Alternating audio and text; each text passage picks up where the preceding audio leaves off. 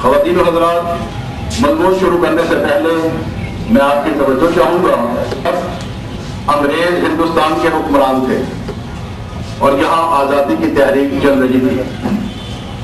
ہندوستان نے اس امید پر انگریز کی جنگ عظیم میں مدد کی کہ آزادی مل جائے گی، مگر ایسا نہیں ہوا۔ دوسری جنگ عظیم کے بعد انگریز کی سلطنت ختم ہو گئی اور وہ مجبور ہو گیا کہ ہندوستان کو آزادی دے۔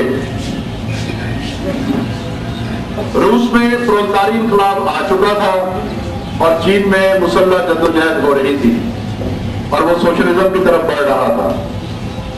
اس خطے میں اس وقت صرف ہندوستان باقی بچا تھا جو کسی حد تک انگریز اور ابھرنے والے امریکی سامراج کو سہارا دے سکتا تھا۔ اس لیے تقسیم کی سازش عمل میں لائی گئی۔ مذہب کو قومیت کا درجہ دیا گیا۔ ہندوستان کی ترقی پسند جماعتیں اور قوتیں اس سامراجی سازش کو روکنے میں ناکام رہی اور خود بھی اس کی راہ میں بہہ گئی۔ ہندوستان کی حکمران جماعت کے روس اور چین کے ساتھ اچھے مراسم تھے۔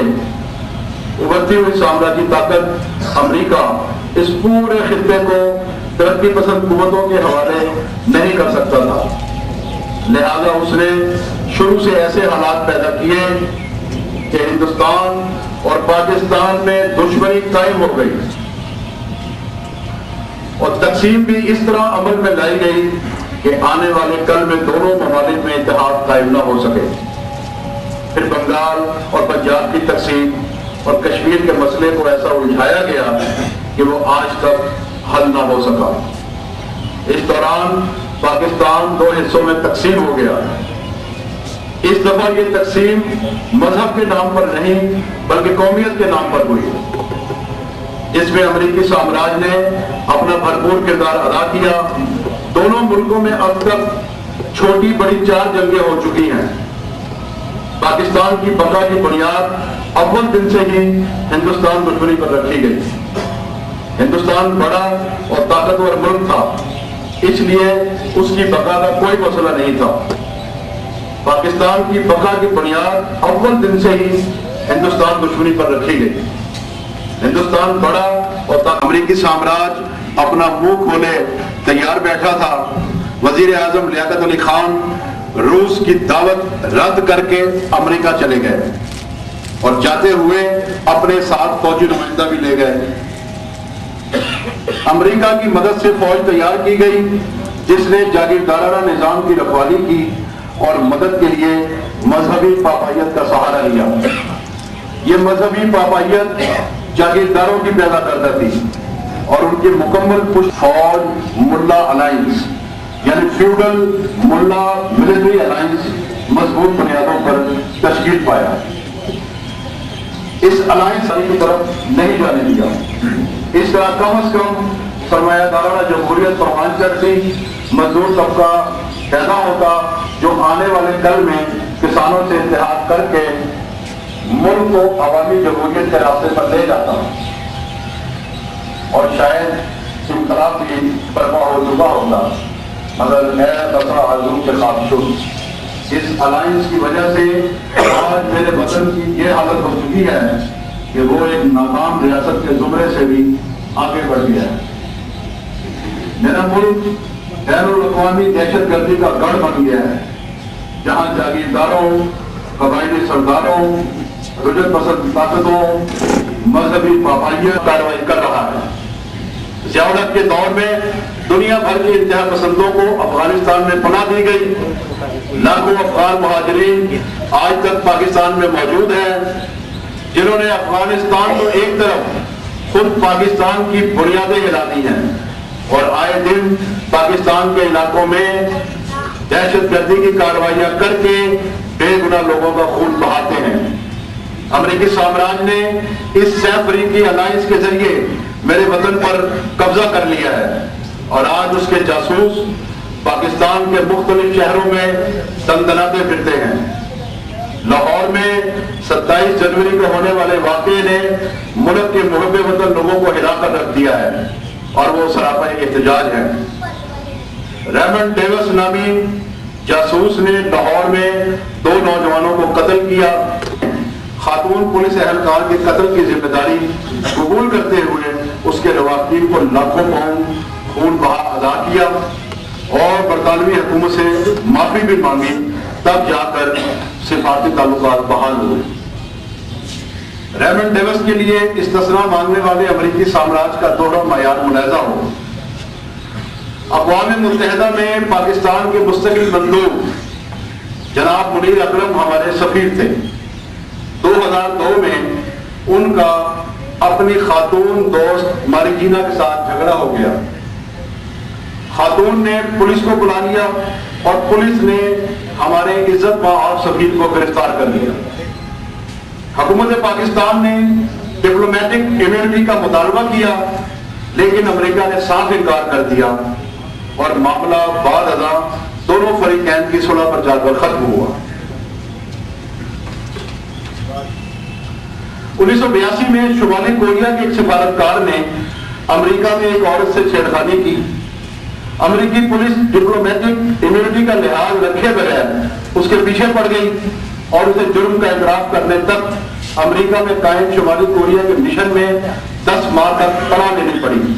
پھر وہ کسی طریقے سے امریکہ سے فرار ہونے میں کامیاب ہو گیا اور اس کی جان خلاصی ہوئی۔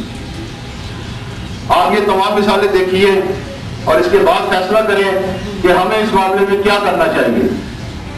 ہمارے پاس 2 آپشن ہیں، یا تو ہم تسلیم کر لیں کہ ہم ایک کمزور، غریب، بھیکاری اور عزت نفس سے عاری قوم ہیں، اور اگر امریکہ بہادر نے ہماری سرپرستی نہ کی تو ہم مر جائیں گے۔ تو پھر ہمیں ریمنڈ ڈیوس کو فوراً رہا کر دینا چاہیے اور اس سے معافی بھی مانگنی چاہیے کہ اسے کچھ دن تک پاکستان میں زحمت اٹھانی پڑے۔ دوسرا آپشن یہ ہے کہ ہم روس سے آزاد ہونے والی چھوٹی سی ریاست جارجیا کی طرح ایک عزت نفس سے بھرپور، آزاد اور خود مختار قوم ہونے کا ثبوت دیں۔ ہم برطانیہ کی طرح لاہور کے امریکی قونصل خانے کا محاصرہ کر لیں، اور جب تک قونصل خانے کے اہلکار گاڑی اور اس میں سوار عباد الرحمان کے قاتل کو ہمارے حوالے نہیں کرتے، اس وقت تک قونصل خانے کا محاصرہ جاری رکھیں۔ ریمنڈ ڈیوس کے کیس کو اسپیڈی عدالت میں چلائیں اور 1 ماہ کے اندر اسے پھانسی کی سزا سنا دیں اور اس پر عمل بھی کر گزریں۔ سب سے پہلے تو میں شکریہ ادا کرتا ہوں انقلابی جمہوری اتحاد کا، جنہوں نے آج مجھے موقع فراہم کیا کہ اس اہم موضوع پہ اپنے خیالات کا اظہار کر سکوں۔